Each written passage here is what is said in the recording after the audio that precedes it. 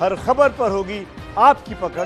Download कीजिए ABP live app. एक तरफ कोरोना का कहर जारी है, दूसरी तरफ चक्रवाती तूफान ने चिंताएं बढ़ा दी हैं। उम्पुन तूफान अब पश्चिम बंगाल की ओर बहुत तेजी से बढ़ रहा है। आज ही तूफान पश्चिम बंगाल के सुंदरबन में लैंड करने वाला है और उससे पहले ओडिशा और पश्चिम बंगाल में तेज हवा के साथ बारिश हो रही है। शाम से पहले बंगाल से टकराएगा यह तूफान और उससे पहले इसकी दस्तक इस रूप में हो चुकी है। उस पूरे इलाके में तेज हवा चल रही है और बारिश भी शुरू हो चुकी है। पश्चिम बंगाल की ओर बढ़ रहा है उम्पुन तूफान।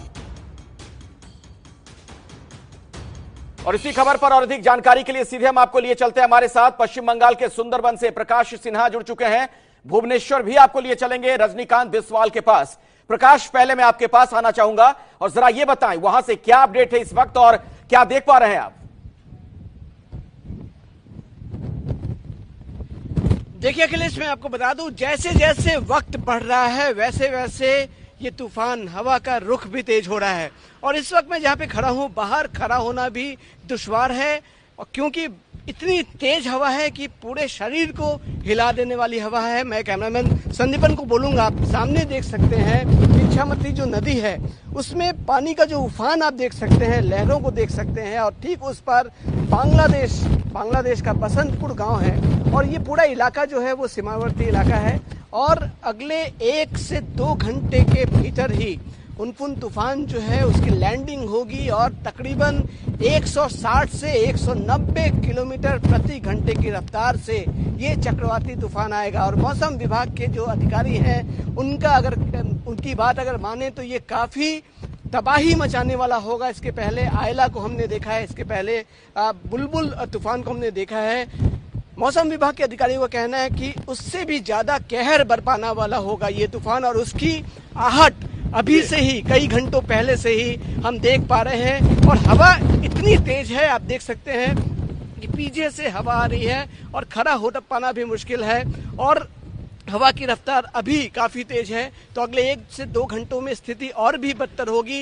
एनडीआरएफ की टीम जो है उन्हें काम पे लगाया गया है और 1 लाख से ज्यादा लोगों को इवैक्यूएशन कैंप में ले जाया गया है, जो नदी किनारे रहते हैं, जो कच्चे मकानों में रहते हैं, ताकि उनकी जान बचाई जा सके, ताकि किसी की मौत न हो। कुल मिलाकर स्थिति जो है जैसे जैसे प्रकाश हम देख पा रहे हैं तस्वीरों में भी और हवा की रफ्तार इतनी तेज है कि आपके कदम भी डगमगा जा रहे हैं, वो भी हमने देखा। मैं दोबारा आपके पास लौटूं उससे पहले जरा हम भुवनेश्वर का रुख कर लेते हैं। रजनीकांत बिस्वाल हमारे साथ जुड़े हुए वहां से। रजनीकांत, ओडिशा में भी तट पर क्या आहट महसूस की जा रही है इस चक्रवाती तूफान की?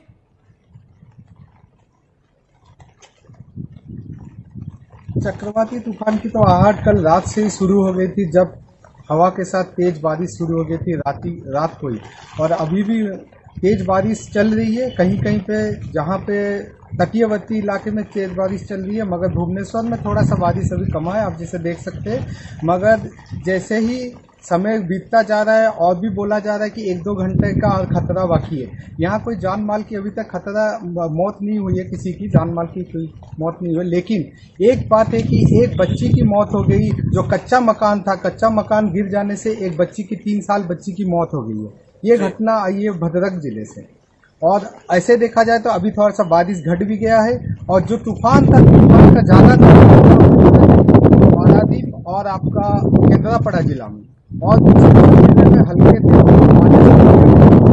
में है, क्योंकि बालेश्वर बिल्कुल हम वो शोर सुन पा रहे हैं रजनीकांत, जो तेज हवा वहां पर बह रही है उसकी वजह से साफ तौर पर हम सुन पा रहे हैं। वो आवाज आपके माइक से होते हुए हम तक पहुंच रही है, आपकी आवाज थोड़ी कम आ रही है। प्रकाश का तब तक हम रुख कर लेते हैं। प्रकाश सिन्हा सुंदरबन से लगातार हमारे साथ मौजूद हैं, हमारे एक और संवाददाता प्रकाश।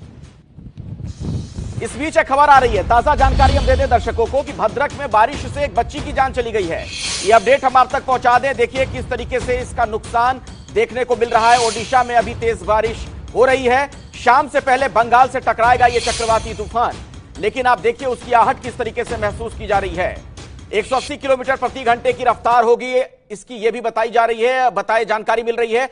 और इससे आप अंदाजा लगा सकते हैं जो रफ्तार है, नुकसान बहुत ज्यादा हो सकता है। अब भारत के नक्शे पर आप देखिए कहां पर इसका बहुत ज्यादा असर होगा चक्रवाती तूफान का।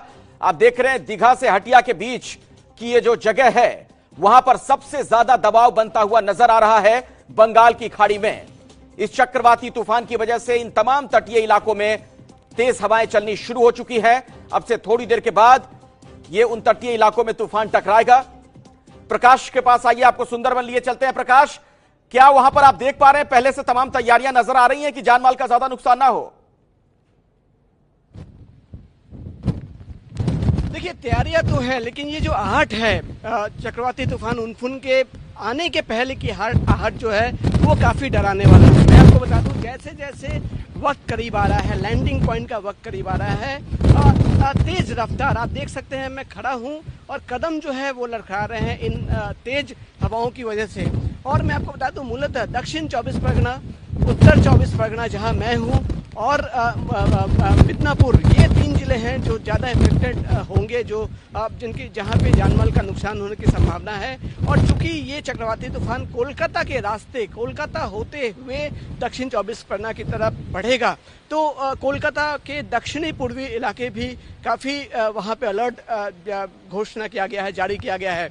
और पहले ही छुट्टियां दे दी गई हैं, स्कूलों और जो दफ्तर हैं वो बंद कर दिए गए हैं, और कुल मिलाकर मार्केट भी बंद कर दी गया है। लेकिन पुलिस की जो तैयारियां हैं, पुलिस, राज्य सरकार, प्रशासन की जो तैयारियां हैं, वो भी जोरों पर है। एनडीआरएफ की टीम जो है वो चौकस है, अगर कोई घटना घटती है तो तुरंत वहाँ वो पहुँचेंगे राहत के लिए।